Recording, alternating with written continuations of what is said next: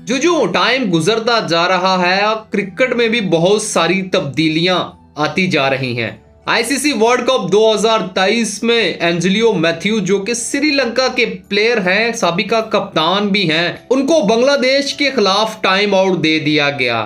सुहेब मकसूद, जो कि Pakistan cricket team के प्लेयर हैं और ये पहले पाकिस्तान क्रिकेट टीम के प्लेयर हैं जिनको टाइम आउट दिया गया। एंजेलियो मैथ्यू को तो हेलमेट की स्ट्रिप टूट जाने की वजह से, श्रीलंका के प्लेयर मैथ्यू का तो टाइम आउट नहीं बनता था, उसके तो हेलमेट की स्ट्रिप टूटी थी, लेकिन बांग्लादेशी कैप्टन शकीबुल हसन की रिक्वेस्ट पर उनको टाइम आउट करार दे दिया गया।